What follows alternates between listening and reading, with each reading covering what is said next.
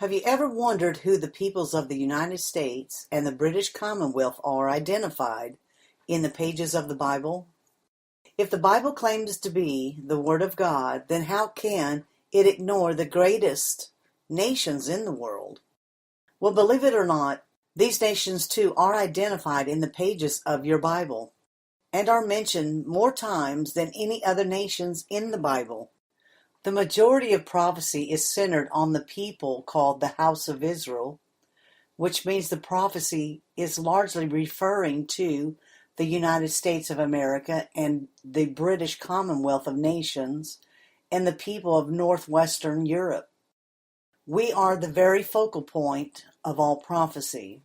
When you understand where we are identified, then all Bible prophecy falls into place.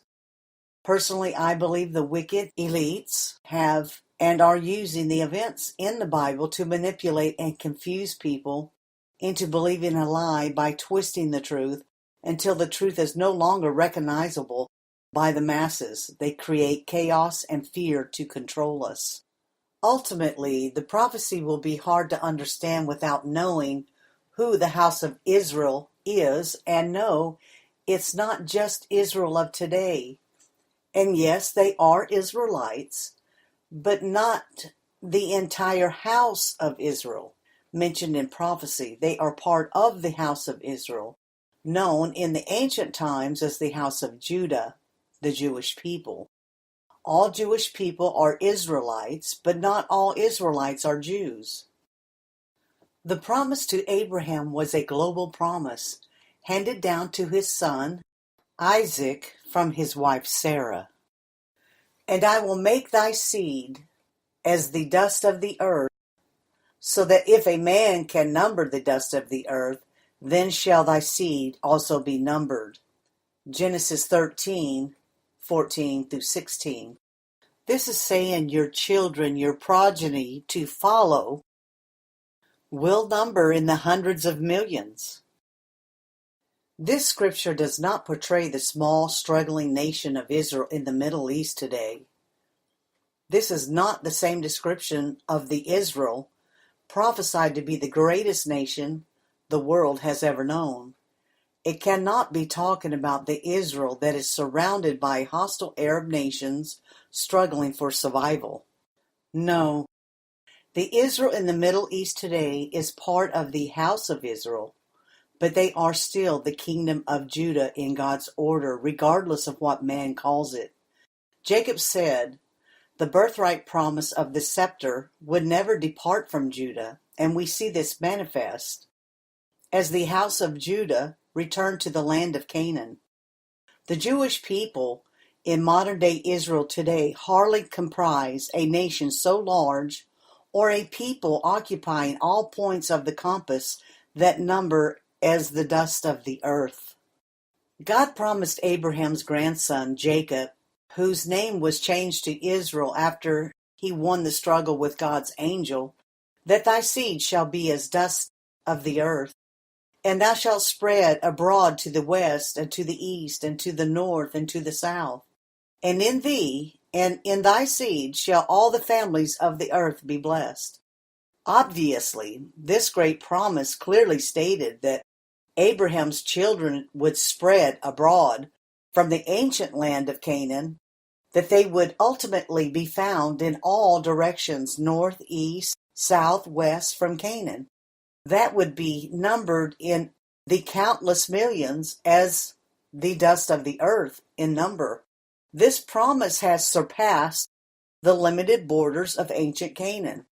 This promise was global. Canaan is the land of the Hebrews. Genesis 40:15. Let's look at the promises that were handed down from Abraham to Isaac and on to Jacob that God renamed Israel, and on to Ephraim and Manasseh and Judah. This is where it gets very interesting. But I have to tell you the story of Joseph first. Jacob had 13 children. In addition to Leah and Rachel, Jacob married Zilpah and Bilhah, two members of Laban's household. Leah gave him 7 children: Reuben, Simon, Levi, Judah, Issachar, Zebulun, and a daughter Dinah. They had 6 sons together and a daughter. Jacob's wife and the love of his life, Rachel, was childless for 7 years of their marriage and finally was blessed with a son, Joseph, and shortly before her death, another son, Benjamin. Jacob's 2 other wives also bore him children. Bilhah gave him Dan and Naphtali, and Zilpah gave him Gad and Asher. The 12 sons of Jacob were to become the progenitors of the 12 tribes of Israel. Jacob loved his second youngest son, Joseph, very much. As a young boy, Joseph had shown his intelligence and his devotion to his father. Joseph was also a very handsome young man. It's not surprising that he was his father's favorite son. Jacob spent much time teaching Joseph everything he had learned from his father Isaac and grandfather Abraham, and Jacob sent Joseph to the academy of Shem and Eber. Joseph grew up to be a very wise and educated man. The brothers were jealous of the favoritism which their father offered Joseph. With fears, they witnessed Joseph's grooming for a much higher position in the family. So the relationship between Joseph and his brothers became strained and resentful. Joseph began to tell his brothers about his dreams, which confirmed his brothers' fears that he would rule over them. Joseph told them of his dream of tying up bundles in the field together with them, and that their bundles had suddenly bowed before his own. On another dream, Joseph told his brothers that the sun and the moon and 11 stars had also paid their respects to him and bowed. Jacob warned Joseph against telling such dreams to his brothers, and told his sons to disregard these dreams, for he did not wish to see the strife among them. In his heart, he knew that there was truth in Joseph's dreams, and that Joseph was destined to become a great and powerful ruler. One day, Joseph was staying at home with his father, while his brothers were with the flocks near Shechem. For a long time, Jacob had no news from his sons, so he sent Joseph to find them. Joseph's brothers saw him coming, because they could not mistake his coat of many colors that their father had given him, and their jealousy was stirred. So they threw him in a pit. Reuben had planned to take him out eventually and return him to his father unharmed, but Reuben went off to assist his father, and when he returned, Joseph was not there, for his brothers had sold him to a passing caravan of Ishmaelite Arab merchants, who were the descendants of Ishmael, son of Abraham, and his wife Hagar. Joseph's brothers soon regretted their action, unable to tell Joseph the truth. So they slaughtered a goat and dipped Joseph's coat in the blood and gave the garment to their father, telling him that they had found it. For many years Jacob mourned the loss of Joseph his son and refused to be consoled. The Ishmaelite Arab merchants sold Joseph to a caravan of Midianites, who were also Arab merchants, the descendants of Midian, a son of Abraham, through his wife Keturah, who brought him to Egypt. And they sold him to Potiphar, who was the chief officer of King Pharaoh's guard. Joseph's extraordinary beauty, wisdom, and fine manners attracted the attention of his master, Potiphar. He recognized the unusual abilities of Joseph and knew that he was no common slave. To make a long story short, Joseph was called to the Pharaoh to interpret his dreams, for God was with Joseph and blessed him with success in everything that he did. Joseph was 30 years old when he appeared before the king Pharaoh. When Pharaoh told him that he had heard of Joseph's great gifts as an interpreter of dreams, Joseph modestly replied that his wisdom was not of his own making but of God. Then Pharaoh related his dreams to Joseph, and Joseph knew at once what God had revealed in the meaning to him. Joseph told Pharaoh that both dreams had the same meaning, and that God wished to tell Pharaoh that he was about to do 7 years of plenty and abundance would come to Egypt, but it would be followed by 7 years of famine, hunger, and hardship, would be so great that the abundance of the preceding years would be completely swallowed up and forgotten. Joseph continued to advise him to find a wise and honest man to oversee and control the land during the 7 years of abundance, so that the plenty of provisions would be stored away for the 7 years of lean to come, to prevent a horrible famine. This description and advice truly impressed Pharaoh and his council. Pharaoh decided that he could not find a better and wiser man than Joseph himself, who was blessed by God with prophetic wisdom. He immediately appointed Joseph to be the governor of Egypt, second only to the king. Joseph was dressed in royal apparel, and the king gave him the royal confirmation ring and a golden chain as tokens of his position. In the royal chariot, Joseph was given an Egyptian name, Zophanath-Pineach. He was led through the land escorted by a royal assembly and messengers who confirmed the new governor and announced his authority. The entire country paid homage to Zophanath-Pineach, and he soon became very popular among the Egyptian people. When famine spread throughout all the lands, people came to Egypt in exchange for food. The people sold their livestock and their land, and by the end of the famine, Pharaoh was in complete control of the entire country, and all the people were his helpers, working for him and dependent on him for their needs. Not only was Egypt hit by famine, also the neighboring countries in Canaan. Many people came from near and far to Egypt to buy provisions.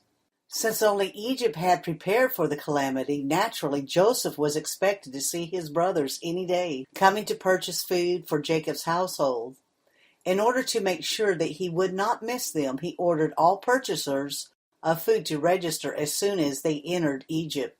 Joseph knew immediately when his brothers arrived in Egypt. Only Benjamin did not come with them. Joseph had his brothers brought before him, but they did not recognize him. Joseph thought of his dreams and of their jealous attitude towards him and decided to test them. Joseph spoke to them harshly. Genesis 42:7.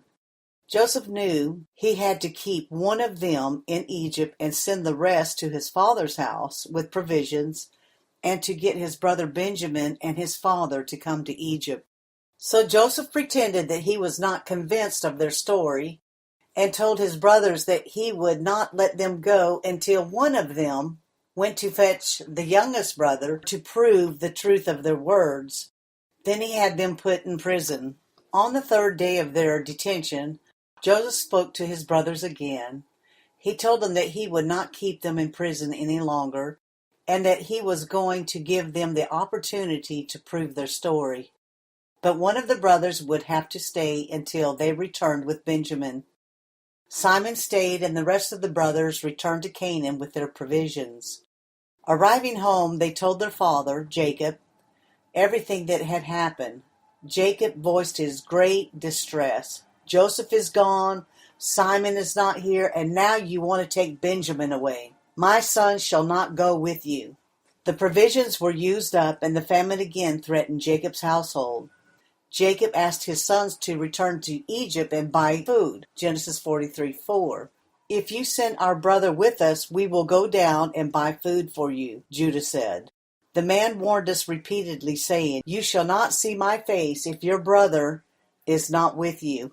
Jacob did not hold back his great fear for Benjamin's safety. And finally, Judah swore with his own life for the safety of Benjamin. Jacob could no longer delay his sons going to Egypt and permitted Benjamin to go with them. When the brothers appeared before Joseph and Joseph saw that Benjamin was with them, he told his servants to bring them into the house and to prepare a meal for them. The man did so. Joseph's brothers were suspicious of the unexpected hospitality. Then he brought Simon to them. Simon told them how well he had been treated and was thankful, and they all sat down at the table. When Joseph arrived and sat down with them, his brothers gave him the gifts that Jacob had sent to him. Then he welcomed Benjamin. But on seeing his youngest brother, Joseph was overcome with emotion and had to leave so that his brothers would not see him emotional.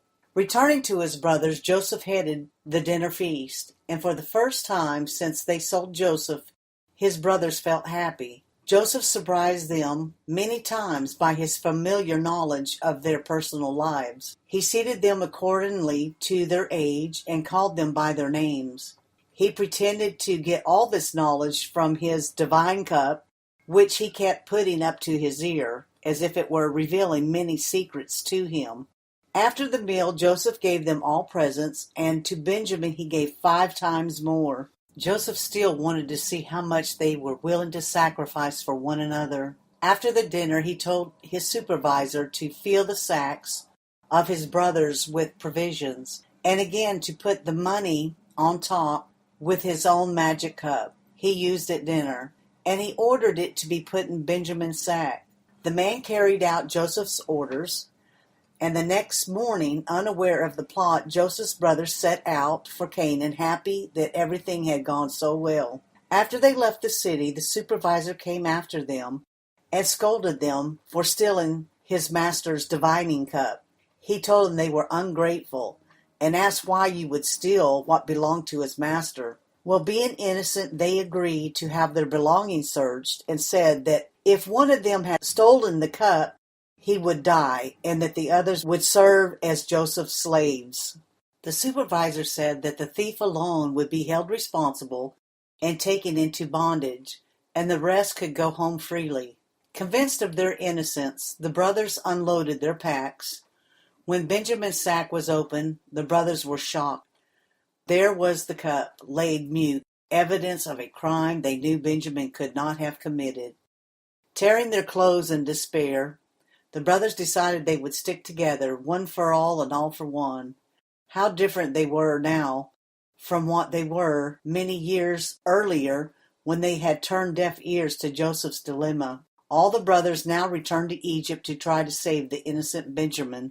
When the brothers returned to Joseph, they fell down before him and declared their innocence. They told him they did not understand how such a thing could happen, but that they were ready to be responsible and would all be Joseph's slaves.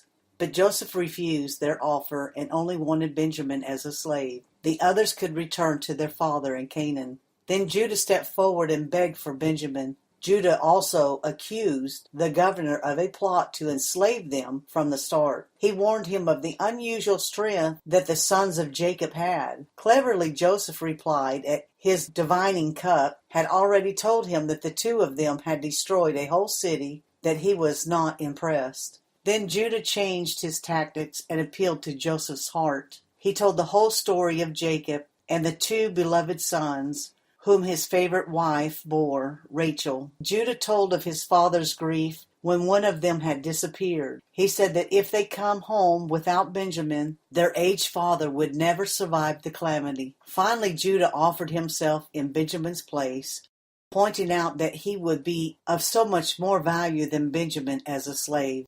Judah's spirit of self-sacrifice in behalf of his brother ripped Joseph's kind heart apart. He knew that his brothers had changed completely, and that they would rather die than give Benjamin away as a slave. So Joseph could now forgive them for what they had done to him. Joseph could no longer play the hateful role, sending all the Egyptians' associates and attendants out of the room. Joseph, with tears in his eyes, spoke in Hebrew, in a voice shaken with emotion, Genesis 45:3, and said, "I am Joseph. Is my father still alive?" So stunned were his brothers, they could not answer him. Joseph saw their embarrassment and their fear of him, so he put them at ease. He told them not to worry about having sold him as a slave, for it had been God's will to send him to Egypt to save their lives from hunger. Then he asked them to hurry back and to tell Jacob that they had found his lost son Joseph. He asked them to tell their father that despite the many years of absence from home, living in an environment of idolatry and immorality, that he had remained the same Joseph his father had known and loved. Joseph begged for his father to come to Egypt with his entire household, where he would take care of them in Goshen, a jurisdiction in Egypt where other Hebrews and Phoenicians and Armenians could settle and live in peace. and plenty, for the years of famine were not over yet. There he would take care of them. Joseph embraced his brothers, kissed Benjamin, and set them on their way. King Pharaoh welcomed the news of Joseph discovering his lost brothers. He urged Joseph to bring the entire family to Egypt and to give them the best. Joseph sent a whole caravan of wagons for the removal of the family. The brothers hurried home to bring the happy news to their father. Jacob's heart stood still as he heard the wonderful news. He could hardly believe that his beloved Joseph was still alive. Jacob saw the gifts that Joseph sent him and heard the special message Joseph had sent to him, reminding his father of their last scholarly discussion before Joseph disappeared on that fateful day. Jacob knew that Joseph was still alive. Jacob felt like a new man. He was extremely happy and strengthened by the good news, and immediately prepared for the journey to Egypt, for he wanted to see Joseph before he died. Jacob left his native land, Canaan, with his entire household of 70 people, but not before he had visited Beersheba, where he had offered sacrifices to God. Here God appeared to him and told him not to be afraid to go to Egypt, because he would be with him and eventually turn his small family into a great nation. Then he would bring them back from Egypt, and they would settle in the land of Canaan. From Beersheba, Jacob continued his journey to Egypt. He sent Judah before him to make preparations for the arrival of the family, and especially to set up a school and an academy for the children. When Joseph heard that his father was coming, he prepared a big reception. All of Egypt was celebrating the arrival of their governor's father. Joseph himself went to meet his father on the way. When Joseph saw his father from a distance, he stepped down from his royal carriage and ran to greet him. They held each other and shed many tears over their long separation. Finally, Jacob said, "Now that I have seen your face again, I can die in peace." Joseph gave his father and brothers good land in Goshen, where they settled to live in peace and were provided with everything they needed. When the years of famine were over, the land gradually returned to normal.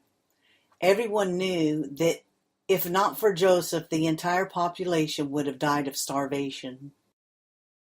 Now let's talk about Joseph's wife, Asenath, Dinah's daughter, who had been brought up in the house of Potiphar.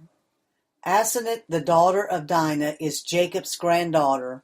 The traditions that trace Asenath to the family of Jacob relate to the daughter born to Dinah, followed by her rape from Shechem, son of Hamor. Jacob's son wanted to kill the infant, but Jacob said no, and Jacob took a gold plate and wrote God's name on it and the event of Shechem and Dinah.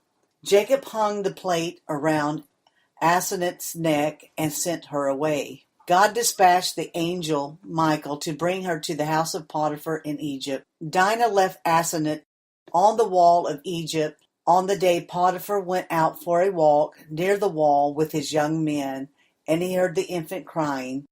When they brought the baby to him, he saw the plate and the record of the event of her birth and the history. Potiphar told his servants, "This girl is the daughter of great ones." He brought her to the home and gave her a wet nurse. Potiphar's wife was barren, and she raised Asenath as her own daughter. Therefore she was called Asenath, daughter of Potiphar, for she was raised in the home of Potiphar and his wife, as if she were their own daughter. Each of Jacob's sons were born with a future wife, except for Joseph.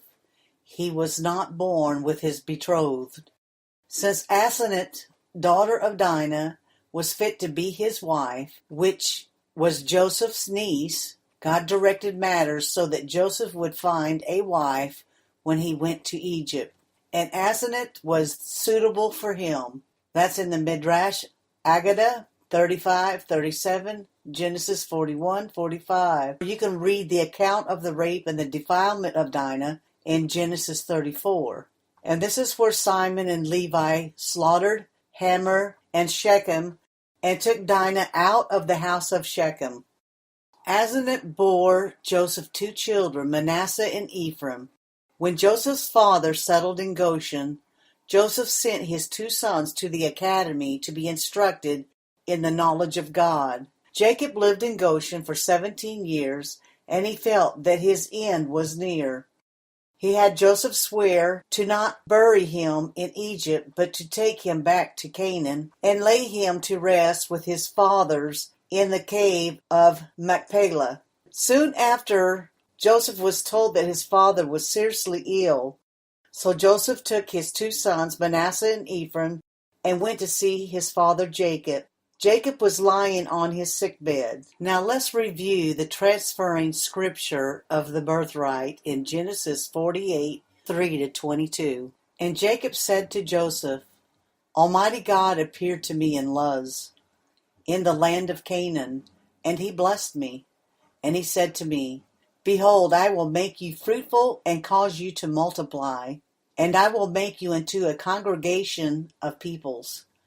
And I will give you this land to your seed and your seed after you for an everlasting inheritance. And now as for your 2 sons, who were born to you in the land of Egypt, until I came to you to the land of Egypt, they are mine. Ephraim and Manasseh shall be mine like Reuben and Simon. This is where they became the 13th tribe of Israel, them both as one.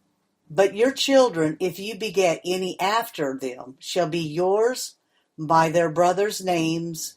They shall be called into their inheritance. As for me, when I came from Padan, Rachel died to me in the land of Canaan on the way, when there was still a stretch of land to come to Ephraim, and I buried her there on the way to Ephraim, which is Bethlehem. Now Israel saw Joseph's sons, and he said, Who are these? And Joseph said to his father, These are my sons whom God gave me here. So he said, Now bring them near to me, so that I may bless them. Now Israel's eyes had become heavy with age, to the extent that he could not see. So he drew them near to him, and he kissed them and embraced them. And Israel said to Joseph, I had not expected to see even your face, and behold, God has shown me your children too. And Joseph took them out from upon Jacob's knee, and he prostrated himself to the ground. And Joseph took them both, Ephraim at his right, which is from Israel's left, and Manasseh at his left, which would be from Israel's right, and he brought them near to him. But Israel stretched out his right hand and placed it upon Ephraim's head, although he was the younger, and his left hand he placed upon Manasseh's head. He guided his hands deliberately, for Manasseh was the firstborn. And he blessed Joseph and said, God before whom my fathers Abraham and Isaac walked with God, who sustained me as long as I am alive until this day, may the angels who redeemed me from all harm bless the youths, and may they be called by my name and the name of my fathers Abraham and Isaac, and may they multiply abundantly like fish in the midst of the land. And Joseph saw that his father was placing his right hand on Ephraim's head, and it displeased him, so he held up his father's hand to remove it from Ephraim's head, to place it on Manasseh's head. And Joseph said to his father, Not so, father, for this is the firstborn. Put your right hand on his head. But his father refused, and he said, I know, my son, I know he too will become a people, and he too will be great. But his younger brother will be greater than he, and his children's fame will fill the nations. So he blessed them that day, saying, With you, Israel will bless, saying, May God make you like Ephraim and Manasseh. And he placed Ephraim before Manasseh. And Israel said to Joseph, Behold, I am going to die, and God will be with you, and he will return you to the land of your forefathers. And I have given you one portion over your brothers, which I took from the land of the Amorites with my sword and with my bow. Now concerning Jacob's prophecies about each of his sons was a brief description of them, with the exception of Judah and Joseph. For these 2 tribes, his instructions are detailed and specific. He warned his children to keep together and to remain faithful in their belief in God. What Jacob was saying for days to come are the prophecies of the end time or the last days are very explicit. Genesis 49, 1 through 28. Jacob called for his sons and said, "Gather, and I will tell you what will happen to you at the end of days. Gather and listen, sons of Jacob, and Israel, to Israel your father. Reuben, you are my firstborn, my strength and my first of my might. You should have been superior in rank and superior in power. You have the restlessness of water. Therefore you shall not have superiority, for you extended upon your father's couch. Then you profaned it. Who extended upon my bed?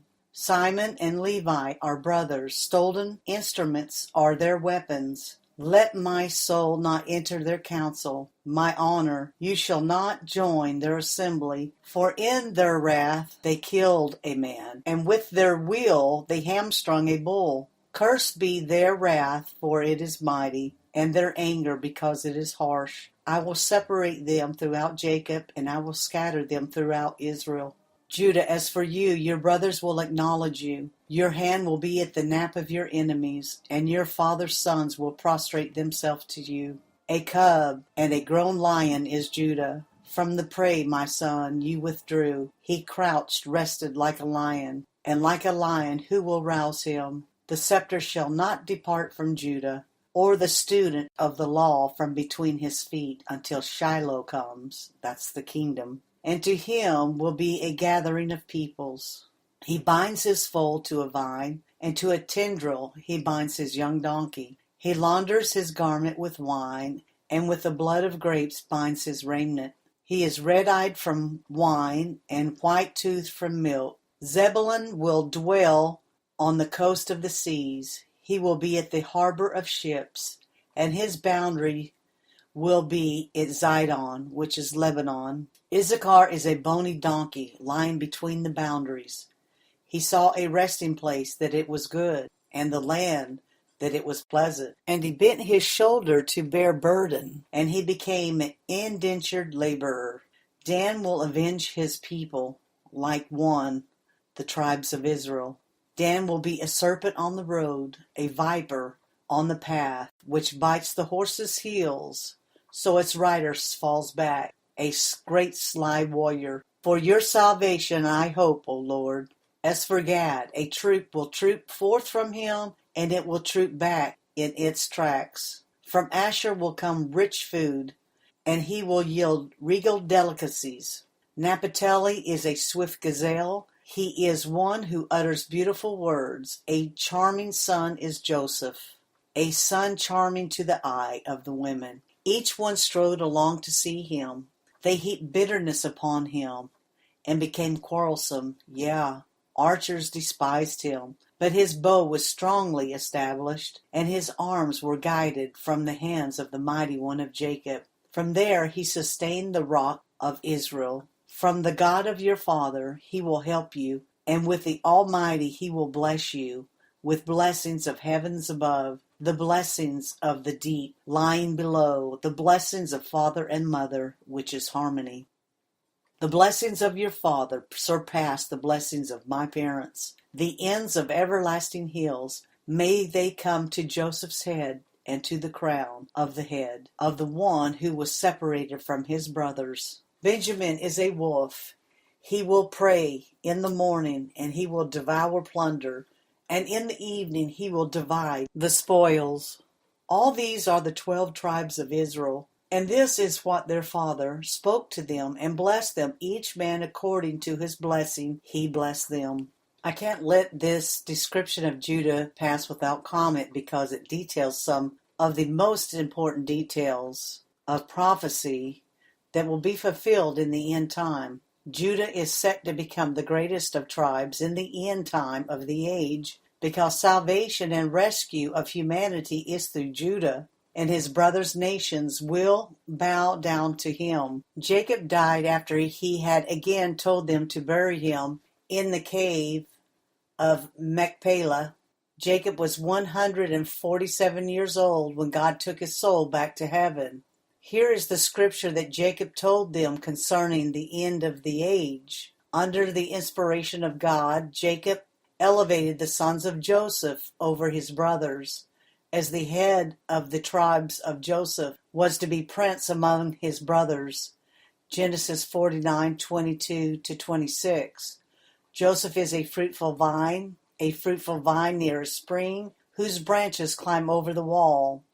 That is an astounding population growth that dwarfs Britain, again showing who is the greater nation. This is the verse that identifies Joseph as the house of Israel, Isaiah 5:7. The vineyard of the Lord Almighty is the house of Israel, and the men of Judah are the garden of his delight, which Judah is the sons of Jerusalem, that is known as Israel today in the Middle East. America is modern-day Israel, and ancient Israel is the kingdom of Judah that we call Israel today.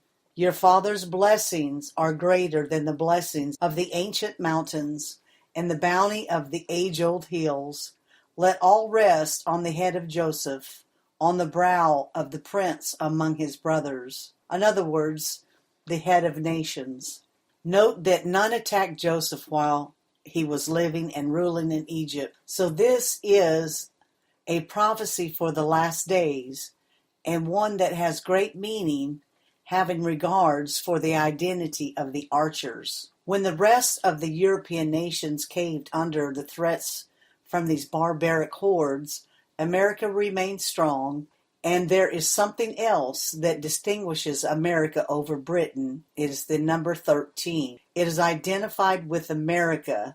Manasseh is mentioned, but Ephraim is identified by both the name of his father Joseph, and Joseph was prince over his brothers, which is why America's seal has the archer's bow and the arrows on it trimmed in gold, symbolizing the 13th tribe of Israel. In terms of the end time or the end of the age prophecy, Manasseh is given little mention, but Ephraim is spoken of again and again in very specific terms. Even though America and Britain are one tribe, Ephraim's older brother Manasseh has faded away over the many generations, while Ephraim has grown stronger. This fulfills Jacob's blessing of the birthright promise of national greatness to be the greatest nation on earth, America that came from his twin brother Manasseh. After we suffer our calamity as a nation, then America will come into her greatness. It has not been fulfilled yet. Jacob gave a brief prophecy for each of his sons, noting that each would be a community of peoples, Genesis 48:4. God actually said that each would become a great nation.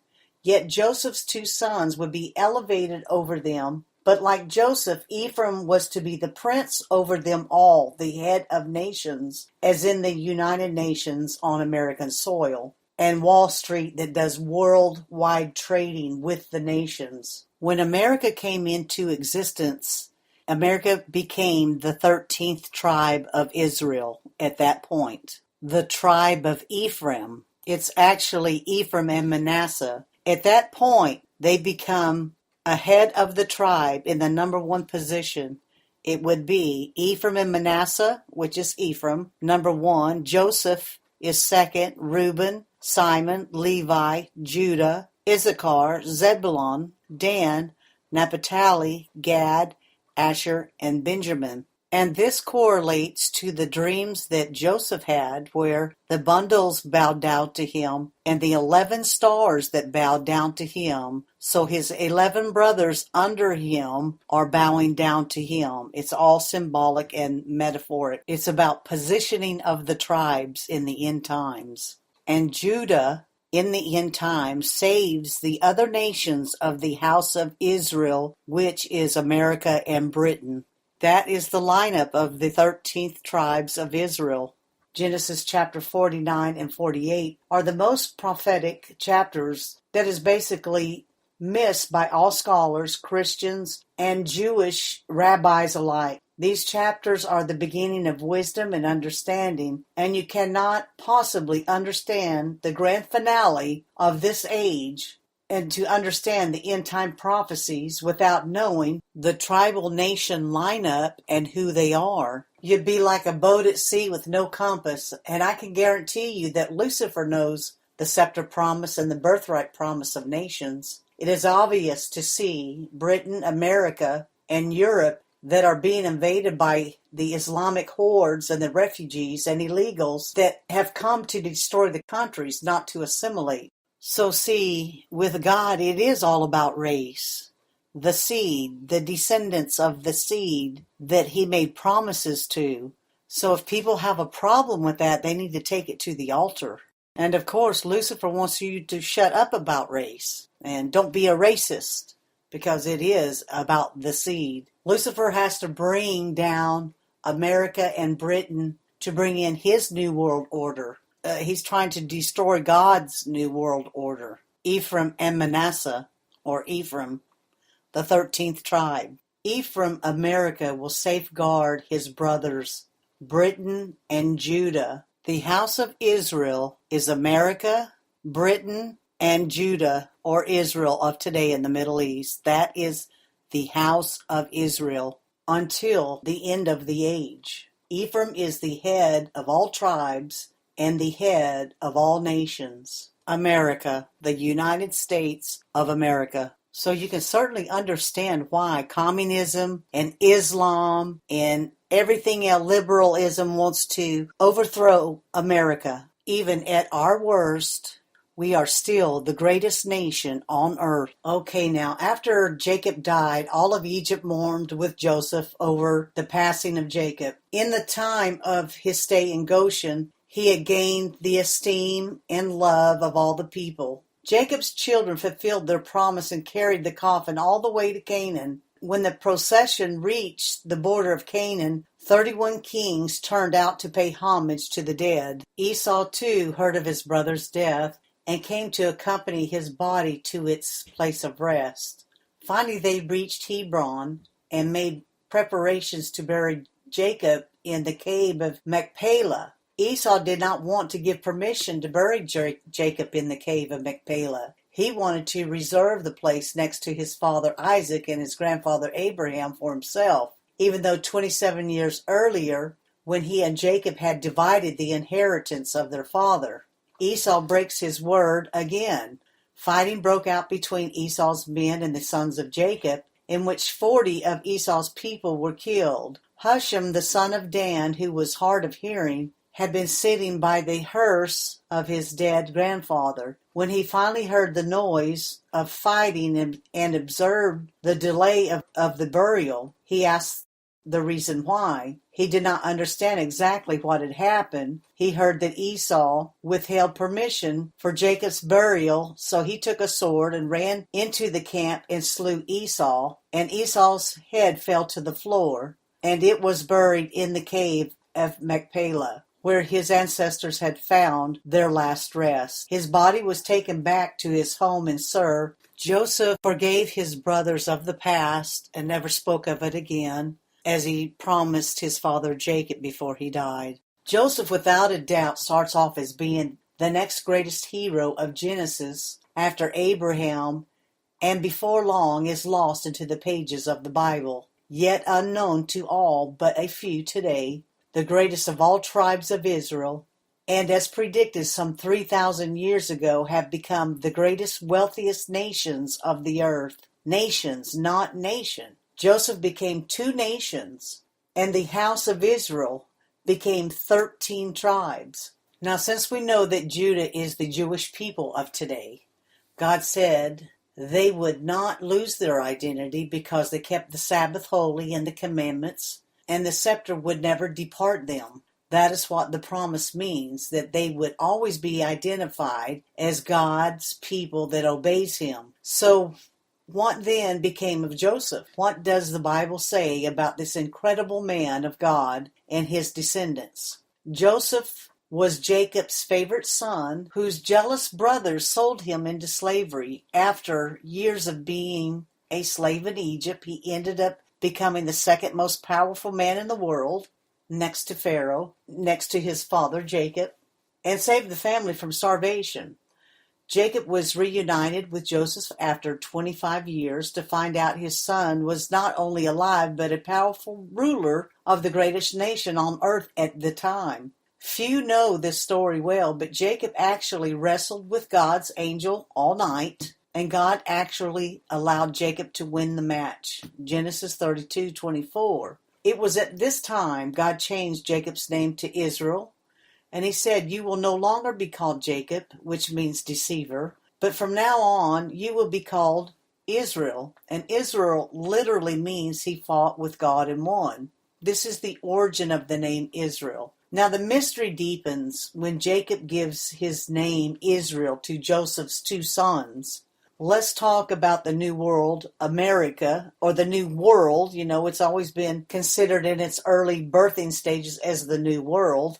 America that actually came from or out of England and Europe because of religious suppression and overtaxations and so forth. George Washington, the father of our country, he went to the home of Betsy Ross and drew her a sketch of the Stars and Stripes.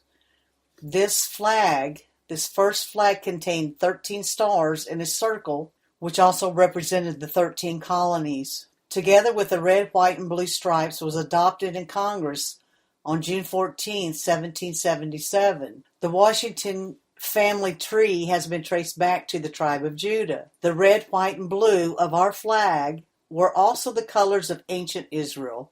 Red is the color of blood and sacrifice and redemption. White is the color of purity. The color of the garments worn by the Levites and the priests of Israel that was in the service of the sanctuary of God. The blue represents the color of water and the sky and the universe that represents love and devotion. The fringe God commanded his people Israel to wear in the corners of their garments were white with a blue fringe. Numbers 15:37. White represents righteousness, blue represents God in heaven. The veil of God's temple was adorned in the colors of blue, purple, red, and white. 2 Corinthians 3:14, Exodus 26:31. The day the Declaration of Independence was signed, a committee was appointed to design a national seal. On that committee was Benjamin Franklin, John Adams, and Thomas Jefferson. They were not satisfied with any drafts that they ever came up with until after the Revolutionary War, which there was involved great suffering and trials and loss of life, and the colonies looked to God and his word for spiritual guidance. So they finally came up with the seal, and it was adopted June 20th, 1782, and that was after the Revolutionary War, which is the same seal that we have today.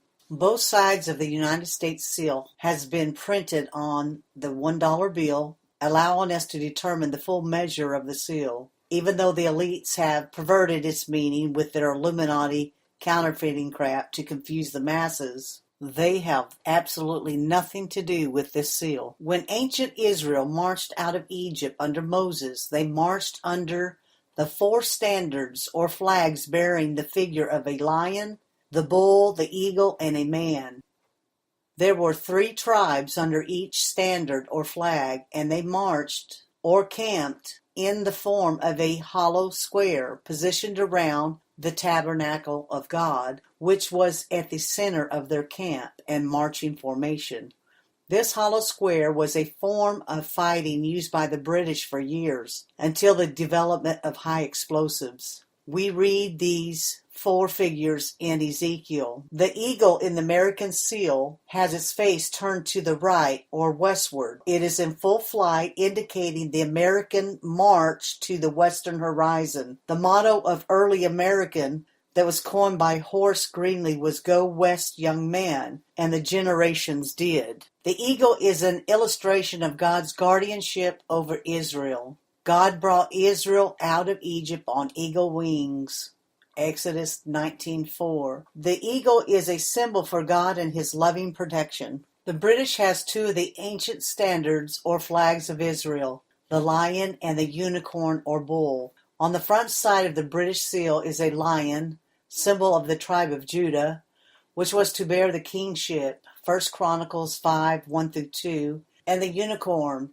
The reverse side of the royal seal of British shows the Sphinx of Egypt. The reverse side of the American seal pictures the Great Pyramid. Both of these objects are close to each other in Egypt. Over the breast of the seal of the United States is a shield, the shield of faith.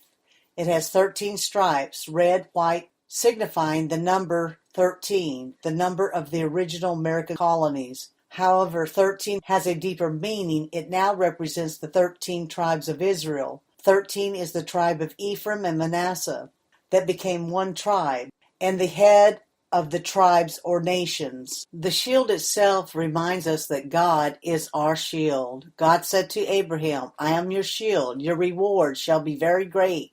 Genesis 15:1. The 13 stripes on the shield represents the 13 colonies. The shield is not fastened to the eagle, but spreads in front of it as if held there by the unseen hand of God. In the eagle's beak there is a scroll representing the proclamation of liberty, freedom, and justice for all. The Constitution of the United States is based on the laws of God and the Ten Commandments which God gave to ancient Israel. The motto, E pluribus unum, means one from many, or out of many, or one. The seal does not belong to the counterfeit elites, or the Masons, or the Illuminati. This term represents unity of the 50 states of the United States of America. This one nation combines the people and the ethnic groups of many to mean one. And if we remain faithful to the laws of God, this national unity will be preserved forever. But if we break God's laws, then the very unity we possess will become disunity and division. The unity will become a relic, a shadowed memory, and a distant dream, forgotten in onrushing calamities and chaos. America is a commonwealth of 50 states. Notice that in the eagle's right claw is a clutched olive branch. The olive branch has 13 leaves and 13 olives. Joseph is compared in prophecy to a fruitful branch of an olive tree, Genesis 40:22. In a parable in the book of Judges, we are told that the olive tree is supreme among trees, Judges 9:8. Now the bundles of arrows, Joseph is a fruitful branch by the spring. His branches run over the wall. A charming son is Joseph, a son charming to the eye of the women. He strode along them to see. They heaped bitterness upon him and became quarrelsome. Archers despised him, but his bow was strongly established, and his arms were guided from the hands of the mighty one of Jacob. From there he sustained the rock of Israel, from the God of your father, and he will help you. And with the Almighty he will bless you with the blessings of the heavens above, the blessings of the deep lying below, the blessings of father and mother. Genesis 49:22-25. Joseph's Ephraim and Manasseh, which are American Britain, are famous for their military might. Their bow is strong. They are powerful archers. The bow today would symbolize air power and missile power.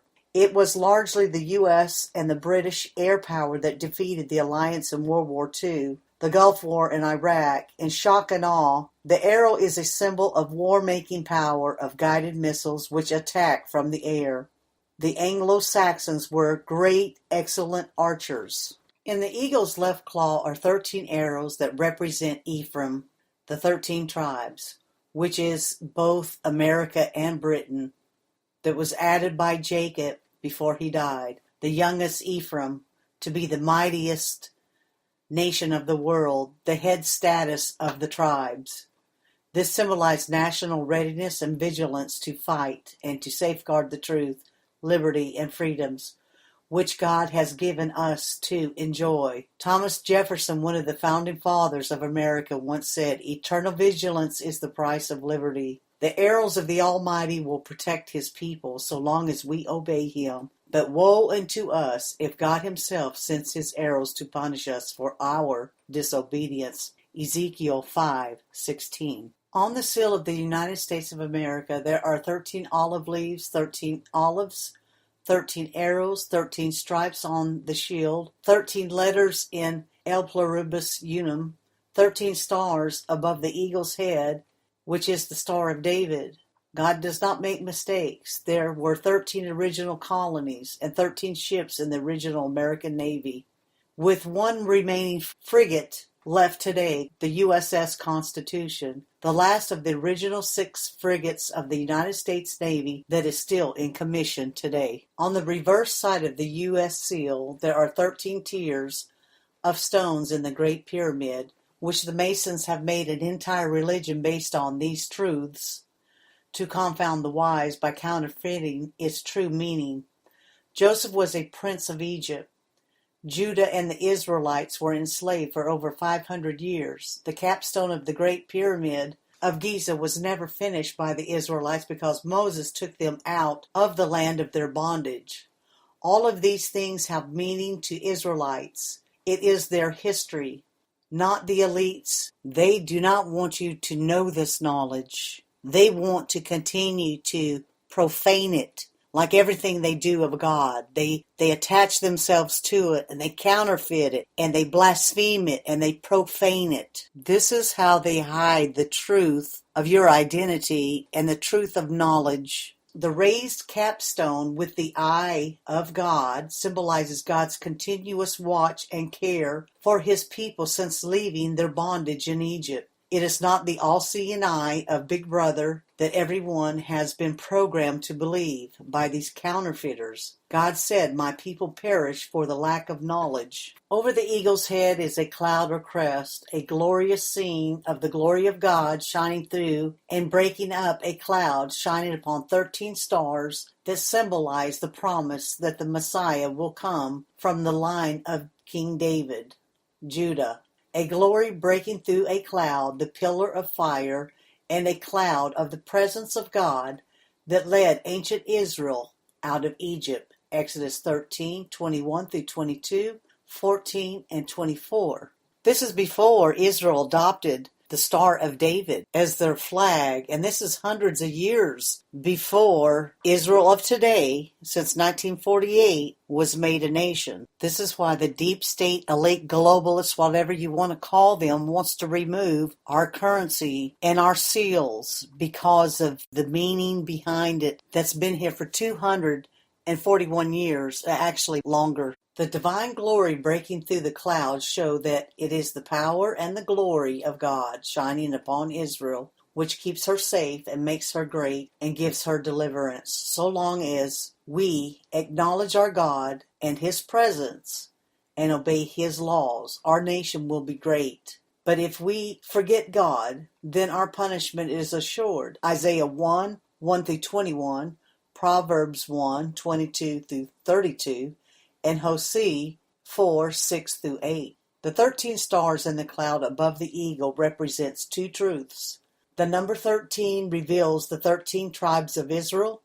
The scene depicts 11 stars below, bowing down before the highest star, the star of Joseph, of his dream. This was significant in fulfilling Joseph's amazing dream where he said, "Look, and I have had another dream. The sun and the moon and 11 stars were bowing down to me, like the 11th bundles bowing down, and the 11 stars, which are the other tribes, Joseph's brothers." But not only that, it also helps you to identify the nation of Israel. When you see all these things that they're telling you in the end times, when Jacob went through it, these are all symbolisms. When you see this in your national seals, you know who you are. And that scripture's in Genesis 37:9 and 10 through 11. Now, underneath the pyramid seal is the Latin phrase, Novus Ordo Seclorum, which means New World Order. But this refers to the true New World Order,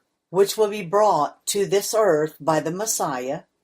And if you're a Christian, it will be Yeshua, which is Jesus. He comes in power and glory to establish his kingdom, Shiloh. The fact that this symbol of the capstone hovering over the pyramid, not yet finished, depicts the fact that God's not quite finished here with us on earth until the Messiah comes. Isaiah the prophet speaks of the Great Pyramid. On that day there will be an altar to the Lord in the center of the land of Egypt, and a pillar to the Lord and its borders. It will be a sign and a witness to the Lord of hosts in the land of Egypt. Isaiah 19:19-20. This prophecy was fulfilled by Moses when taking the children of Israel out of the land of their captivity. The Great Pyramid of Giza, which the hovering capstone with the eye of God as an American seal, symbolizes this fact. The elites also know of this prophecy and does everything to confound the truth. If you are awake, you can see the nations that Lucifer are attacking right now in the world. That's America and Britain's having a really rough time, and Israel. We all share the same tragedies with the Islamic terrorism, and we share the same flooding of refugees and illegals. This is called Jacob's trouble. Again, the birthright promise was put upon Ephraim's head, and Israel stretched out his right hand and laid it upon Ephraim's head, the youngest, the younger brother, which is, we are the youngest, greatest nation of the world. We are Ephraim. The left hand was upon Manasseh's head, which is the oldest brother that the youngest brother came out of. But they are considered one. They are considered Ephraim. Both America and Britain are considered one tribe, Ephraim, when referring to it in prophecy. These two sons of Joseph were to become two great peoples. The elder Manasseh, a great group of nations, and the younger Ephraim, a great single nation that represents a multitude of nations, as in the United Nations of the world, that trades with the nations of the world on Wall Street. This is the exact promise God promised to Jacob in Genesis 35:10-11. And God said unto him, Thy name shall not be called Jacob any more, but Israel. And God said unto him, I am God Almighty, be fruitful and multiply. A nation and a company of nations shall come of thee. These two tribes would be called Israel. What a promise. Thank you for tuning in. This is Zeta Andrews concluding this episode.